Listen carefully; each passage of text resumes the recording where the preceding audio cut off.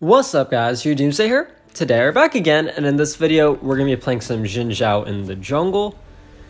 So Xin Zhao is probably one of the strongest junglers right now, if not the strongest jungler. And if you're asking me to rank him, I would actually put him like overall, looking at all tiers, I'd probably put him as the strongest jungler. Just because his kit is really good in this meta. He has a good tank in the late game, he can team fight pretty decently.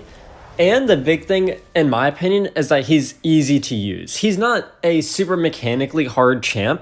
It's more about the decisions you make and which fights you take. I think that makes him an easier champ than some other champs that are more mechanically harder, such as like Lee Sin might be like one of the harder champs that can compare to Xin Zhao in terms of how broken he is this patch. But to be a good Lee Sin, you have to have really good mechanics. And the thing that I like about Xin Zhao is that you could really just play based off of decision making. So now I'm keeping an eye on those lane matchups over here. I'm keeping an eye on this bot lane especially. I see them going for some pretty crazy trades. So actually I just take one camp and then I start heading down this way.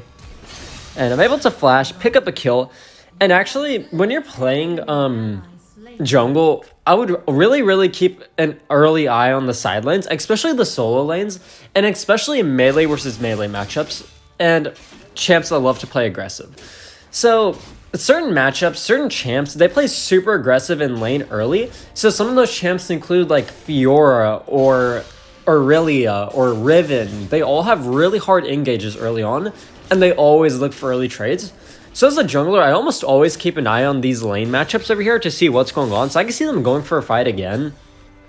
And let's see if our Fiora can win this time. Looks like they're all getting pretty low over here, but something to keep in mind is that they both burn flash over here, so actually nobody has flash or barrier. So all the summoner spells are down. I see Graves on my blue, and I decide I might as well just go for this gank over here. I see them going pretty low. That Fiora dives in for some reason and goes down, but I'm able to pick up a second kill on this Darius, and now I'm trying to ping my teammates to try and stop this Graves, but for some reason my teammates decide not to go that way. Or Ezreal easily could have stopped that. Diana's definitely too low to do anything there, but there goes my blue, and that's okay, but I got 2 kills there. I'm level 5 now, seeing if maybe I could track somebody down, but I don't have flash or anything. Looks like our Diana went down to minions. That's unfortunate. I'm actually a duo with this Diana over here. I've actually played with him a decent amount. He's back from the Vainglory days, if you follow me from back then. I've been playing with them for a while, but we actually duoed up to Grandmaster last season too, so we started playing a bit again, and we have a lot of sweaty matches. Like, I have a lot of gameplay for y'all, so I hope y'all are ready for the next couple weeks, because I have so much gameplay stored up. And over here now, I see this Darius. He's playing, the wave is positioned super aggro. That's the main reason why I'm actually coming up over here, is because a good way to decide if you want to gank something or not is the wave position. So if you look at where this wave is positioned over here, Darius has to overextend for sure to get any farm, and you know he probably will be. So that's a good angle to look at, but I'm pretty sure this bush is warded up, so that's why I ended up just leaving. I think, yeah. Oh, actually, I'm trying to catch out this Graves and Orianna here. That's what I'm trying to do. I see that they're pretty low. And actually, the big reason why I want to go for this fight is because I see Diana still has ult. And I know a Diana ult in this case will be huge. So I actually saw Orianna burn ult. I don't think you guys saw, but Orianna did burn ult a little bit ago. And I know my Diana still has ult, so I'm looking to see if we can get a good fight in. We're able to knock up the Orianna. Force out all of their summoner spells at least. We were not able to pick up any kills, but that's literally everything from Graves and from Orianna. So that's pretty big, because now they won't have that up for a while, and we'll probably be able to fight Dragon, and they won't have any of their summoner spells up for a bit still. So that's pretty good now. I'm keeping an eye on this duo lane over here. I'm seeing that they're going pretty low, trying to dodge the Jhin arrows, or the Jhin bullets. They're all one shot over here. I still have my flash up, so I can still look for a play if I want. I see the Jhin dash in, or flash in, and now I'm trying to engage onto him. Thinking if maybe I could pick this up. My Rakan's too low. Unfortunately, the Braum crowd control is too much, and the Rakan misses the stun. And actually, the Rakan got me killed there. I remember that. Oh my gosh, that actually kind of tilted me there. They're not really tilted me, but that was kind of funny, actually. That was more so funny than tilt or anything. But yeah, the Rakan got hit by the first ability from the Jhin, the grenade thing, and then it went and it bounced off of me because he dashed right next to me. And it got me killed there. Or else I would have gotten out of that alive. But looking at our lane matchups right now, most of them are looking pretty good. Mid is about even, or mid's a little bit behind, duo lane is a little bit behind. Let's see what's going on over here. This is a really good matchup to keep an eye on right now because another big power spec for Darius is level 5. So you're not level 5, Darius is always going to be looking for a good ult play. He's going to be looking to get his Noxie and Might stacks and then look to execute this Fiora. So that's just something to keep in mind. But our Fiora is falling behind, which is pretty rough because Fiora should be winning lane early on, but unfortunately, all matches do not go like that, and I honestly do not think Fiora is that good in this meta right now. I mean, I think they're decent if you're a good Fiora player, but overall, I think they're way better choices in the solo lane, but now we're starting to ward up, looking for these objectives that are spawning, and I'm okay with looking for a team fight. Let's see, we were able to pick up a kill there. That was actually a Diana ult. Diana got a good ult, it looks like. And now they're pretty split over here. I know Jhin actually has no flash because he burned it that first time when I ganked him. So that's a good engage. And I just follow up on this. I dropped the dragon and able to clean that up. So now able to smite that down. Looks like our Fiora goes down, unfortunately. But we should be able to chase down this Orianna here. And that's a couple kills. But in the meantime, Darius pushing down this solo lane over here. And this Darius is getting kind of fed and kind of scary. So now I kind of want to cut off this Darius. I'm trying to ping the Diana that I want to go for this fight over here. Because I see Graves in mid, so I'm not worried about him being here. And able to pick up this kill over here. And something that I want to talk about the engage onto Darius is Darius has his first ability where he does a spinny thing and then he heals if you get hit by the outer edge of it.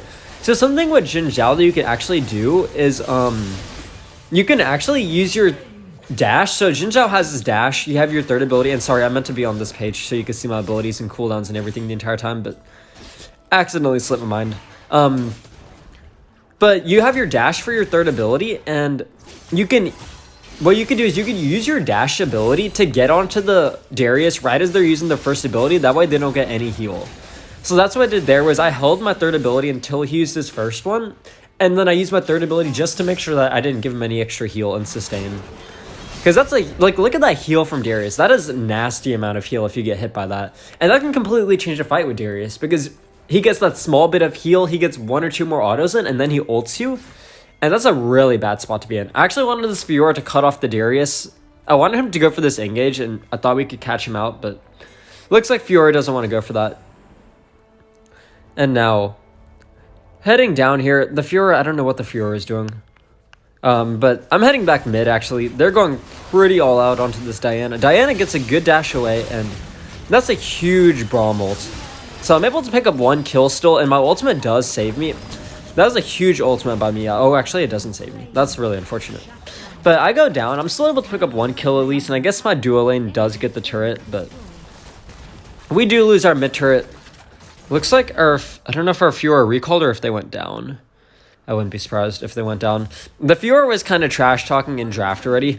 They're trash-talking the supports. They already know when people are like that, it could be a bit of a scuffed match.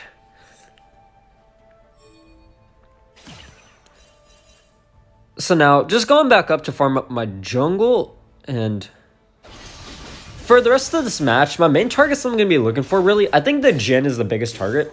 That's actually a major reason why I picked Xin Zhao. So something about Xin Zhao is he's actually one of the best blind picks I can think of because he doesn't have any hard counters or anything. I think he's overall pretty good into everybody, and nobody really like shuts him down completely. But I think into certain champs, certain immobile champs without dashes, he does super well into. So for instance, Jhin is a really good one, and over here I have to ultimate to get out, but that's a good Rakan ultimate. We're able to push him off, get some good damage. And now I'm looking to see if maybe I can force a re-engage, but I don't have my ultimate, so I actually decide not to. And over here, something they have to keep in mind is they still have their ultimates up.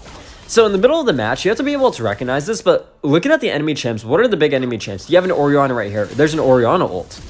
There's a Braum somewhere back there. There's a Braum ult. And then this Darius, of course, is massive, and you don't want to give him one reset or else that can screw your team over if he gets a reset on his ultimate. So now my team goes in.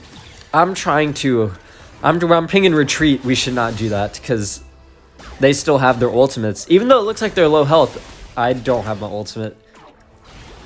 So I get a good poke in, but I don't commit that hard. Looks like I do go down. That was a bad engage right there. As I was saying, they still had their ultimates up. We shouldn't have gone for that, but I think that just because they looked like they were such low health that it just looked like that was a good bait there, honestly.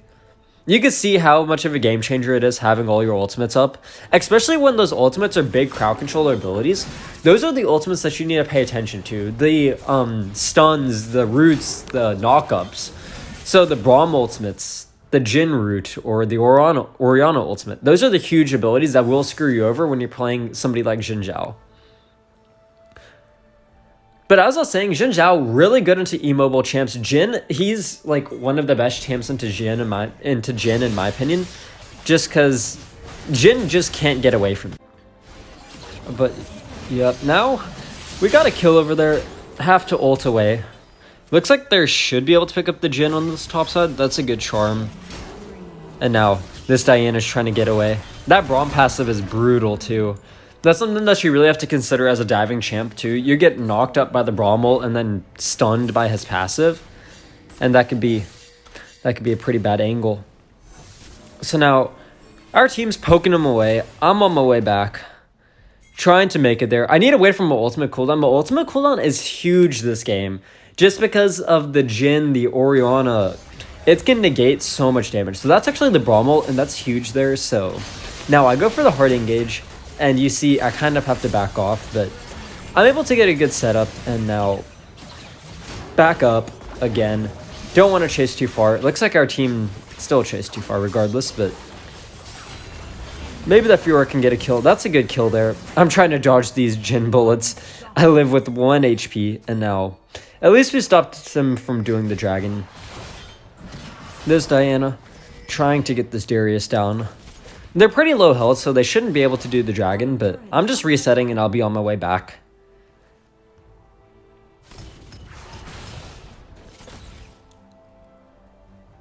But for most matches, actually, I normally go Red Smite. I normally go the Conqueror Smite instead of the Chilling Smite on Xin Zhao. But the main reason why I went for Chilling Smite this game is because, just because of all their crowd control and kiting that they have, I thought Blue Smite might help me a bit more. Because either way, I don't need to be the main damage dealers, just because Diana, Ezreal both have so much damage that I probably won't need to dish out all the damage myself. So I'm not too worried about getting Red Smite. But me and the Diana see this Darius over here, and we decide to chase him down. As you can see, you could just dodge his heal with your third ability. As I did there, I just dashed when he used his first ability. And now our team's going way too deep again. And now me and the Diana are on the way. I still have my ultimate up cooldown, which is huge. This Ezreal is pretty low, though. Diana doesn't have ult. That's pretty important. Because Diana ult is huge in teamfights, especially around Dragon Pits. So now it's a 4v3 right now. I'm trying to get onto this Orianna. Able to pick him up. And now chasing down this Braum. Maybe I can pick him up here. Able to get the second kill, and now I am on my way out, but looks like that Jin picks me up there. But I was able to pick up 2 there. I did go down, so now we do still have to worry about this dragon. This dragon is still up, and we've been fighting over this dragon for quite a few minutes, and that's what made this game so sweaty. Is we were just at a stalemate at this dragon over here. But that's a good recon engage, sort of. Yeah, okay, that's a good recon engage. Yeah, there we go. That's the good engage. And now they're trying to chase down this Graves. This Fiora is really far behind, so they can't really do too much. Really, if you're the Fiora in this match, you just have to learn how to play around the Ezreal. Like, the Fiora can't engage by themselves just because they're so squishy and they don't deal enough damage. What the Fiora needs to do is they need to kite back with the Ezreal or engage when I engage too, or when the Diana engages. But engaging by themselves is a mistake here, so now I'm looking for a good angle. I see this Graves over here. Able to get him down, and those are some huge ultimates from me and Diana. We're able to completely delete their 3 champs over here, and now that's a pretty good angle to start up this dragon over here.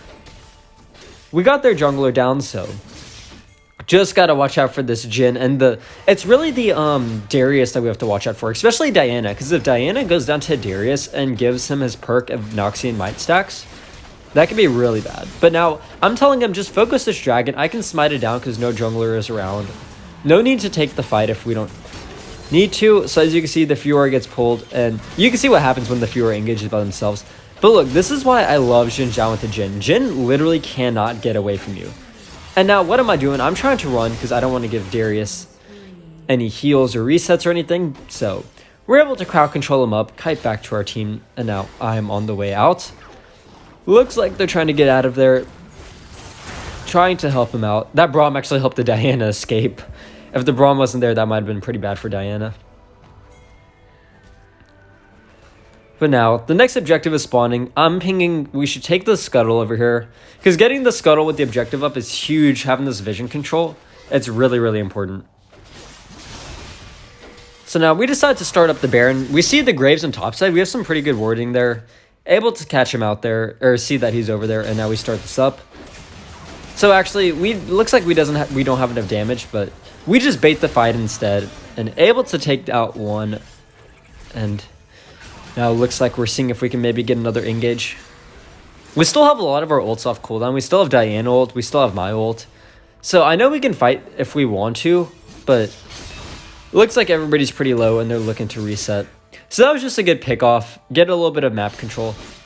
Because even though we didn't get any objectives, we're at least able to push waves, reset, get good shops in from that, and buy ourselves some space. So that's pretty good. And we're catching back up in gold. We've been behind pretty far in gold this entire match, but we're starting to get back up there.